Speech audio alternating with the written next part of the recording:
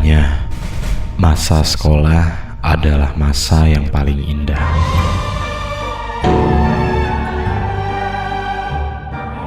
Tapi mereka lupa. Di balik masa indah, ada sisi lain di sekolah yang siap untuk meninggalkan kenangan pahit yang tak terlupakan. School Horror Stories.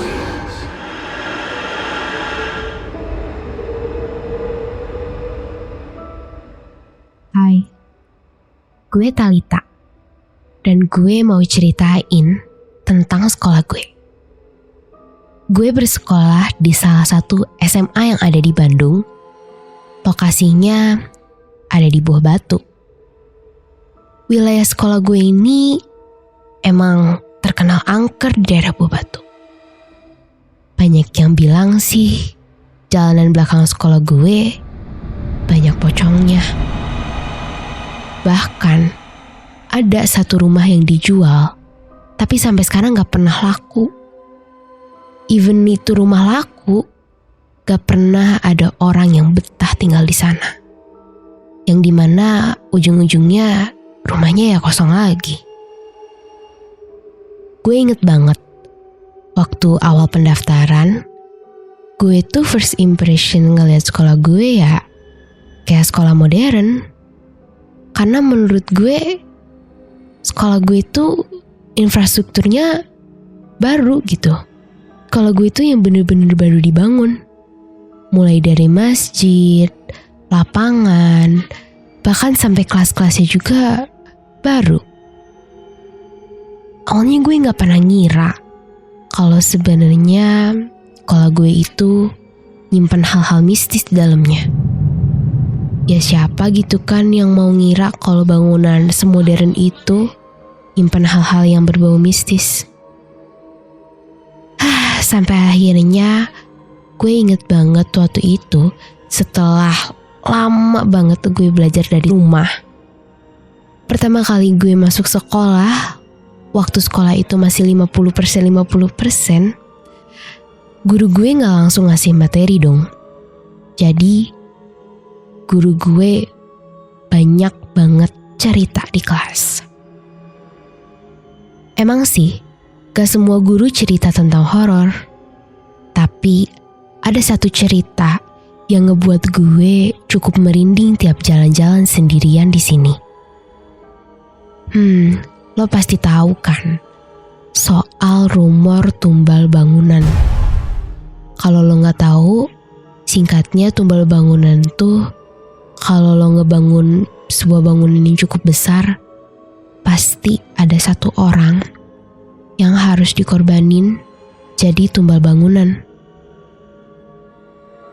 Nah, seperti yang kayak tadi awal aku ceritain, kalau di sekolah aku ini banyak renovasi. Katanya sih, waktu masjid di sekolah aku itu dibangun, ada salah satu tukang yang meninggal. Dan prihatinnya, beliau meninggal saat masjid itu dibangun. Posisinya, dia jatuh dari lantai 2 masjid itu. Ya namanya tukang bangunan, apalagi di Indonesia. Kadang tukang bangunannya suka bandel, gak pakai helm. Tapi banyak guru-guru, bahkan siswa-siswa yang percaya kalau yang meninggal itu dipercaya sebagai tumbal bangunan. Nah, gue kira cuman sebatas itu doang kejadian anehnya. Tapi ternyata gue salah. Keesokan harinya, gue dapat pelajaran yang berbeda di sekolah. Dan lagi-lagi, guru gue gak langsung ngasih materi. Jadi, beliau cerita. Dan memang, beliau mengakui kalau beliau bisa melihat. Guru gue cerita kalau ternyata di kelas lantai atas tuh ada penunggunya. Katanya sih waktu itu beliau lagi ngajar di lantai 2. Dan tiba-tiba ada sosok yang pakai serba merah di pojok kelas. Dia ikutan belajar, kayak murid-murid biasanya. Dan yang lucu adalah, awalnya guru gue gak nyadar kalau di situ tuh ada sosok yang bukan manusia. Dan lo tahu apa? Semenjak itu, gue parno banget buat belajar di kelas atas. Dan apesnya, waktu gue naik kelas ke kelas 11, yaitu kelas 2 SMA, gue kedapetan dapat kelas di kelas atas. Gue inget banget, kelas gue itu termasuk kelas paling pojok. Ya memang sih, ada kelas-kelas di pinggirnya. Tapi tetap aja ya, kadang yang paling pojok tuh auranya gak enak gitu. Cuman syukur sih ya, alhamdulillah. Selama aku belajar di lantai 2, memang tidak pernah terjadi apa-apa gitu. Nah, lo tahu, waktu gue naik kelas 3, gue emang kedapatan kelas di bawah. Terus gue inget banget waktu itu gue lagi ngewawancara adik kelas OSIS gue.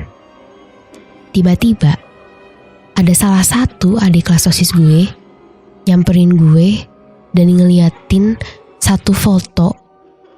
Fotonya itu jendela atas kelas gue. Jadi kelas gue yang dulu jendelanya tuh difoto. Tapi itu di fotonya tuh dari jalan belakang.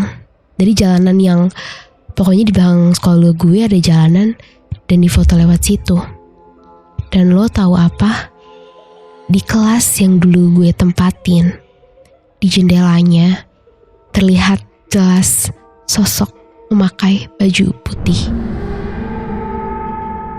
Dan foto itu diambil oleh kayaknya tukang dagang yang jualan di belakang situ. Jujur, dari situ gue merinding banget. Dan ya gue speechless aja sih. Soalnya selama ini gue belajar di situ waktu kelas 11. Dan bisa dibilang gue gak bisa diem anaknya waktu itu. Itu sih yang ngebuat gue takut banget. Tapi yang lo perlu tahu nih ya, emang sih cerita-cerita horor di sekolah aku itu gak seserem mungkin sekolah yang lain. Tapi sebelum aku bercerita di SHS ini, gue emang sempet ngobrol-ngobrol sama guru agama gue. Ya gue nanya-nanya lah kayak, gak apa-apa gak aku cerita ini, gak apa-apa gak aku cerita ini. Dan lo tahu gak reaksi beliau apa? Beliau cerita sama aku kalau misalnya sebenarnya ada kejadian yang lebih parah dari apa yang bakal aku ceritain di sini. Tapi katanya kalau mau cerita harus minta izin dulu. Gue juga gak tahu itu minta izin ke siapa. Dan gue gak mau berurusan sama makhluk-makhluk yang beda alam.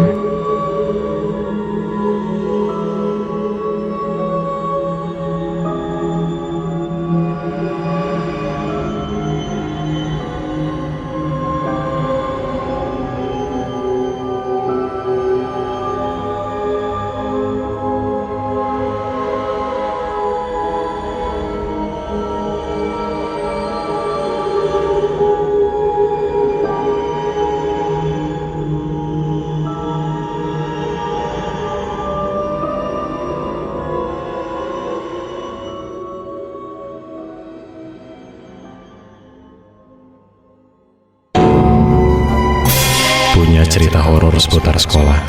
Kirim cerita kamu ke DM Instagram @aschoolschool_. School Horror Stories. Tidak semua kisah sekolah itu